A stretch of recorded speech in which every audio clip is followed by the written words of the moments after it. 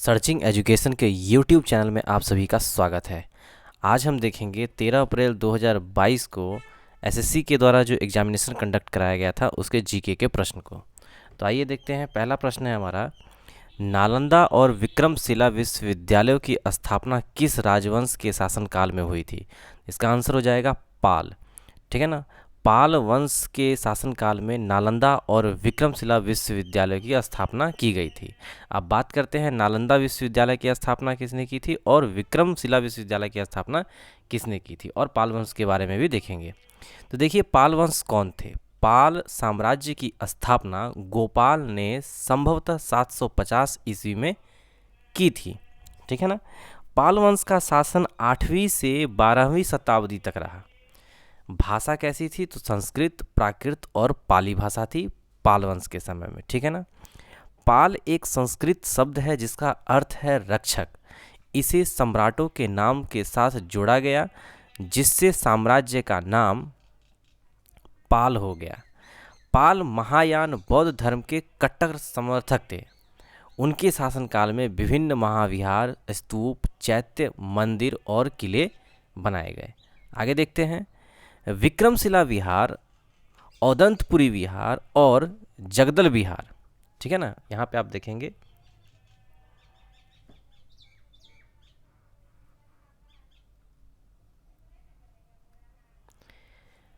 विक्रमशिला विहार, औदंतपुरी विहार और जगदल विहार सभी में विशाल निर्माण है जिन्हें पाल की कला का काम माना जाता है।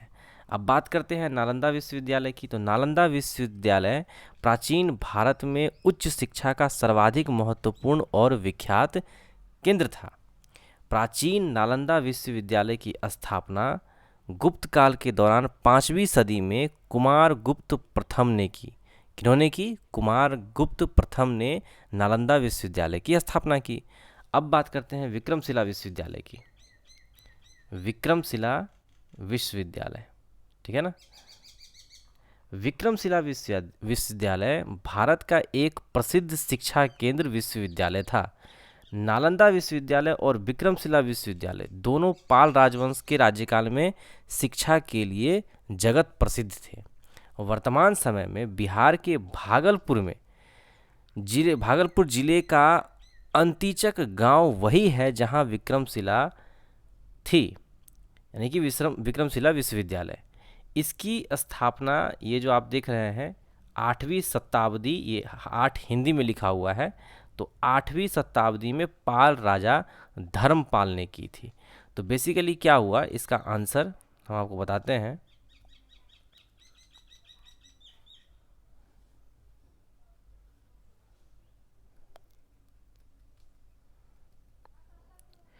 तो आप यहाँ से समझिए, जो नालंदा विश्वविद्यालय की स्थापना की थी वो किन्होंने की थी? कुमारगुप्त ने की थी।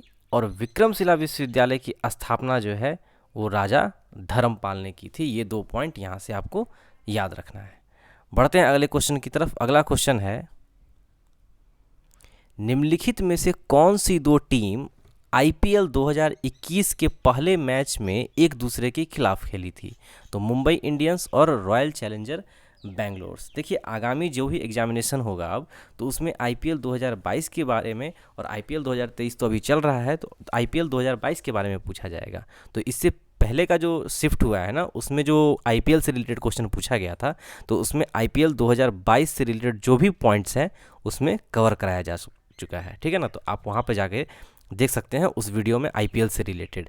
अदरवाइज आगे के शिफ्ट में जो भी क्वेश्चन पूछा जाएगा आईपीएल से रिलेटेड, तो उसमें फिर से एनालिसिस कर दिया जाएगा। बढ़ते हैं अगले क्वेश्चन की तरफ। अगला क्वेश्चन है, निम्नलिखित में से किस वर्ष में भारत में पहली बार नागरिकता अधिनियम पारित किया गया था? तो इसका आंसर हो जाएगा 1955 यानी कि 1955 में पहली बार नागरिकता अधिनियम पारित किया गया था। ये आप ध्यान रखिएगा। ठीक है ना।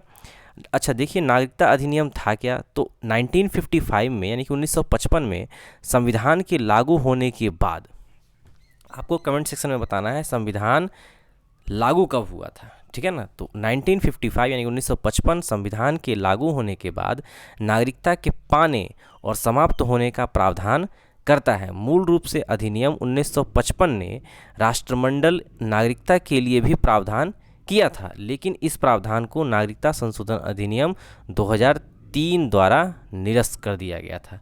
यह आप ध्यान रखिएगा, ठीक है। अगले क्वेश्चन की तरफ बढ़ते हैं। अगला क्वेश्चन है, रबी विपणन सीजन 2021-22 के लिए आर्थिक मामलों की मंत्रिमंडल समिति CCEA ने डैश के लिए न्यूनतम समर्थन मूल्य MSP में उच्चतम वृद्धि की घोषणा की। तो इसका आंसर हो जाएगा लैंटिन मसूर की दाल, ठीक है ना। तो ये 2021-22 का बजट है, आप 22-23 का बजट करके जाइएगा, ठीक है।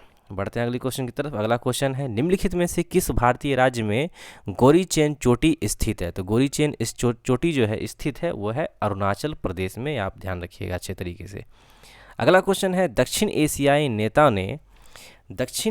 नेताओं ने वर्ष 1985 में पहले शिखर सम्मेलन में सार्क चार्टर पर हस्ताक्षर किए। तो इसका आंसर हो जाएगा कहाँ पर, ढाका में। अब देखिए दक्षिण एशियाई का कहने का मतलब क्या पूछा जा रहा है, तो ये सार्क से रिलेटेड क्वेश्चन है, ठीक है। अब देखेंगे यहाँ पे सार्क दक्षिण एशिया के 7 देशों का संगठन है, जिसका पूरा नाम क्या है, दक्षिण एशियाई क्षेत्रीय सहयोग संगठन। ओके, अब सार्क संगठन के अंग्रेजी नाम क्या है, साउथ, यानी कि सार्क का फुल फॉर्म क्या है, यहाँ पर देखिएगा south Asian association for regional cooperation, ठीक है ना। क्या होगा इसका full form, south Asian association for regional cooperation. 8 दिसंबर 1985 को बने इस संगठन का उद्देश्य क्या था, तो दक्षिण एशिया में आपसी सहयोग से शांति और प्रगति हासिल करना इस संगठन का उद्देश्य था, ठीक है।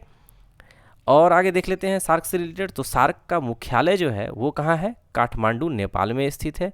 Very very important. सार्क की स्थापना 8 दिसंबर 1985 को ढाका में हुई थी, ये आप ध्यान रखिएगा, ठीक है। 8 दिसंबर 1985 को ढाका में हुई थी सार्क की स्थापना, ठीक है। इसका सचिवालय नेपाल की राजधानी काठमांडू में है। इसका लक्ष्य क्षेत्रीय एकीकरण और आर्थिक विकास का समर्थन करना है। दक्षिण एशियाई क्षेत्रीय सहयोग संगठन को सार्क के नाम से जाना जाता है, जो कि इसका फुल फॉर्म हो गया। सार्क की स्थापना 8 दिसंबर 1985 को हुई थी। कई बार एग्जामिनेशन में पूछा जाता है इसके स्थापना से रिलेटेड, ठीक है ना। तो स्थापना हुई थी 8 दिसंबर 1985 में बांग्लादेश के ढाका में सार्क चार्टर पर हस्ताक्षर करके की गई थी। सार्क का मुख्य सचिवालय 17 जनवरी 1987 को काठमांडू में स्थापित किया गया। काठमांडू कहाँ, वही नेपाल में, ठीक है ना। इस चीज़ को आप ध्यान रखिएगा।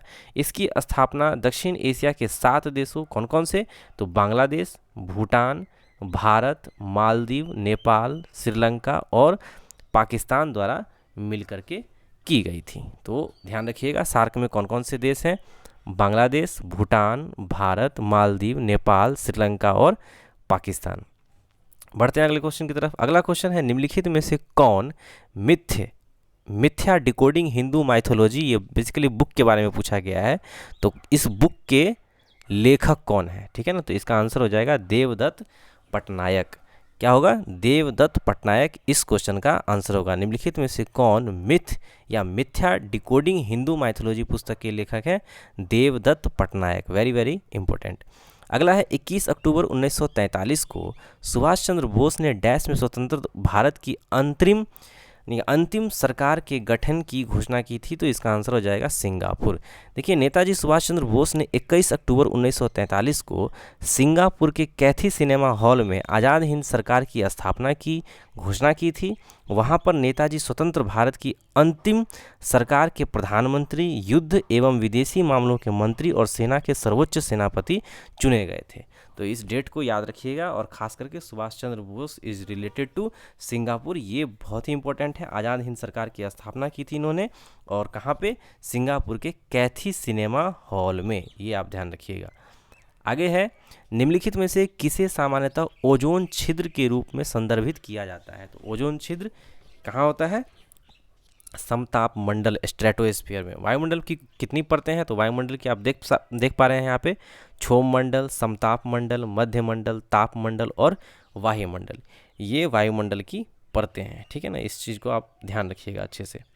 अगला है, निम्नलिखित में से किस भारतीय राज्य में आपको तिब्बती बौद्ध स्वर्ण मंदिर मिलेगा। तो इसका आंसर हो जाएगा कर्नाटक में। आपको बताना है स्वर्ण मंदिर जो है, ठीक है ना, स्वर्ण मंदिर ये कहाँ पर है, ठीक है ना, आपको बताना है। आगे है यहाँ पे तिब्बती बौद्ध स्वर्ण मंदिर के बारे में पूछा गया, तो ये कर्नाटक में, आपको सिर्फ पूछा जा रहा है स्वर्ण मंदिर कहाँ है, तो ये आपको बताना है भारत में।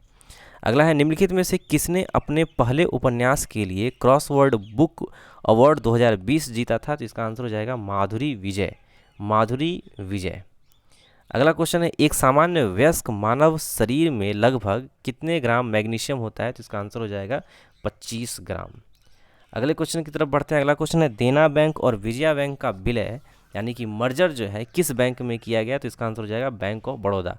Vijaya bank and Dena bank were merge with bank of Baroda with effect from 1 April 2019, यानी कि ये 1 अप्रैल 2019 से प्रभाव में आ गया। देना बैंक और विजया बैंक दोनों को विलय कर दिया गया बैंक ऑफ बड़ौदा में, ये आप ध्यान रखिएगा, ठीक है ना। कई बार एग्जामिनेशन में पूछा भी जा चुका है इससे रिलेटेड क्वेश्चन, ठीक है ना। भारत में स्वास्थ्य और परिवार कल्याण मंत्रालय द्वारा विस्तारित टीकाकरण कार्यक्रम ईपीआई के रूप में किस वर्ष में टीकाकरण कार्यक्रम शुरू किया गया था, इसका आंसर हो जाएगा 1978। कब? 1978, ये आप ध्यान रखिएगा। अगला क्वेश्चन, निम्नलिखित में से कौन सा पर्वत धौली गंगा नदी के किनारे स्थित है, तो इसका आंसर हो जाएगा नंदा देवी, नंदा देवी। नंदा देवी पर्वत जो है धौली गंगा नदी के निकट स्थित है। अगला क्वेश्चन है निम्नलिखित में से कौन सा ताल या आघात वाद्य नहीं है, ताल या आघात, देखिए ध्यान रखिएगा इस क्वेश्चन में नहीं पूछा गया है, तो ताल या आघात वाद्य नहीं है, इसका आंसर हो जाएगा सरोद, ठीक है। अगला क्वेश्चन है निम्नलिखित में से किसे अप्रैल 2021 में पहले छत्तीसगढ़ वीरनी पुरस्कार के लिए चुना गया था, तो इसका आंसर हो जाएगा दूती चंद, ठीक है ना। दूती चंद जन्म आप देख सकते हैं 3 फरवरी 1996, एक भारतीय अंतर्राष्ट्रीय व्यक्तिगत स्प्रिंट और वर्तमान राष्ट्रीय 100 मीटर, कितना मीटर, 100 मीटर की ये स्प्रिंट धावक खिलाड़ी है, यानी कि इवेंट की महिला खिलाड़ी है दूती चंद, वेरी वेरी इंपॉर्टेंट। अगला क्वेश्चन है 2011 की जनगणना के अनुसार निम्नलिखित में से किस राज्य केंद्र शासित प्रदेश में साक्षरता दर 90% से अधिक है, यानी मोर देन 90% कितना होगा, कहाँ पे होगा, ये मिजोरम में है, ठीक है।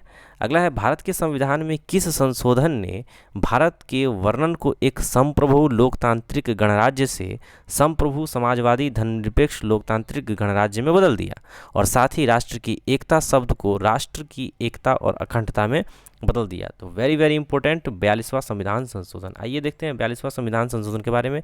42वां संविधान संशोधन अधिनियम 1976 यह संविधान का सबसे महत्वपूर्ण संशोधन माना जाता है।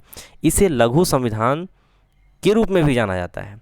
इसके तहत कुछ अन्य महत्वपूर्ण संशोधन किए गए थे, जैसे इस संशोधन के तहत भारतीय संविधान में 3 शब्द, कौन कौन से, समाजवादी, धर्मनिरपेक्ष और अखंडता शब्द जोड़े गए थे। इसमें राष्ट्रपति को कैबिनेट की सलाह के लिए बाध्यता का उपबंध शामिल किया गया। इसके तहत संवैधानिक संशोधन को न्यायिक प्रक्रिया से बाहर किया गया और नीति निर्देशक तत्वों को व्यापक बनाया गया। तो आप याद रखिए खास करके 42वां संविधान संशोधन जो है इसमें जो शब्द जोड़े गए थे वो थे धर्म, समाजवादी, धर्मनिरपेक्ष और अखंडता शब्द जोड़े गए थे, और इसे लघु संविधान संशोधन भी कहा जाता है। आप ईयर याद रखिए 1976।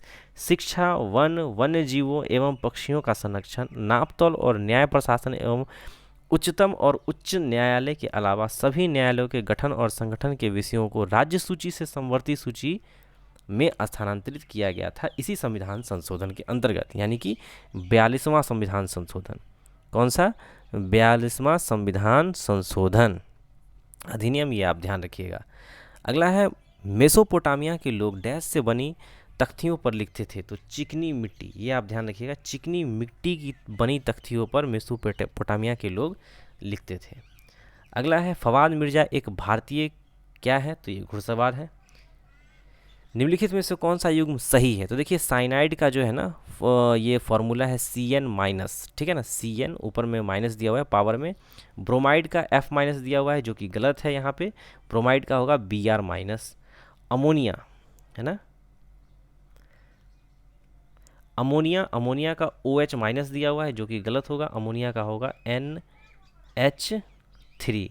फ्लोराइड आयन Cl-, ये गलत होगा, यहाँ पे हो जाएगा फ्लोराइड आयन का F-, ठीक है ना, F के पावर में माइनस हो जाएगा, ठीक है।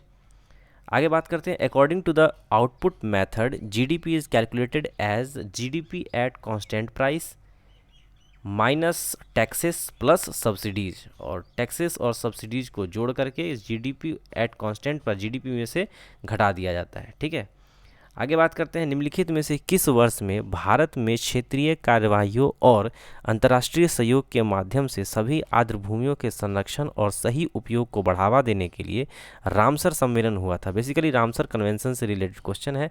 तो 1982, ये भारत की बात हो रही, तो भारत में से रिलेटेड क्वेश्चन होगा। तो 1982, अगर रामसर समझौते की बात होगी तो वहाँ पे आपको रखना होगा याद 1971। अब देखिए इसको विस्तार से देखते हैं। रामसर समझौता आर्द्र भूमि पर किया गया एक अंतर सरकारी समझौता था जिसे साल 1971 में अमल में लाया गया था। यह समझौता ईरान के शहर रामसर में संपन्न हुआ था। रामसर शहर कैस्पियन सागर के दक्षिणी किनारे पर मौजूद है। भारत में इस समझौते को 1 फरवरी 1982 में अपनाया गया था। तो उसी से रिलेटेड क्वेश्चन था 1982, यानी कि ये भारत से रिलेटेड है। तो भारत में इस समझौते को 1 फरवरी 1982 में अपनाया गया था। फरवरी 2023 तक भारत में कितने रामसर साइट हैं? तो 75 रामसर साइट, यानी कि 75 रामसर स्थल है। ये आप ध्यान रखिएगा, वेरी वेरी इंपॉर्टेंट। उड़ीसा में चिल्का झील और राजस्थान में केवलादेव राष्ट्रीय उद्यान को भारत में पहले रामसर स्थलों के रूप में मान्यता दी गई थी। जुलाई 2022 में शामिल भारत के 5 नए रामसर स्थल कौन कौन से हैं? तो करिकिली पक्षी अभयारण्य तमिलनाडु में, Pallikaranai Mars reserve forest Tamil Nadu में, पिचवरम मैंग्रोव तमिलनाडु में, पाला आर्द्रभूमि मिजोरम में, और साख्य सागर मध्य प्रदेश में। आपको बताना है सबसे ज़्यादा रामसर साइट जो है वो किस राज्य में है, ये आपको कमेंट सेक्शन में बताना है। चलिए बढ़ते हैं अगले क्वेश्चन की तरफ। अगला क्वेश्चन है, डैश योजना जो कि पेयजल एवं स्वच्छता मंत्रालय की एक पहल है 115 भारतीय जिलों को उनकी बुनियादी ज़रूरतों जैसे कि पीने, खाना पकाने और अन्य घरेलू ज़रूरतों को पूरा करने में मदद हेतु पानी उपलब्ध कराने के लिए है। तो ये हो जाएगा स्वजल। कौन सी योजना? स्वजल योजना जो है कि पेयजल एवं स्वच्छता मंत्रालय की एक पहल है, ये आप ध्यान रखिएगा। और ये जो क्वेश्चन था ये एसएससी सीजीएल जो कि 13 अप्रैल 2022 को 3rd शिफ्ट में जो क्वेश्चन पूछा गया था उसका पूरा डिटेल से इसमें एनालिसिस कराया गया।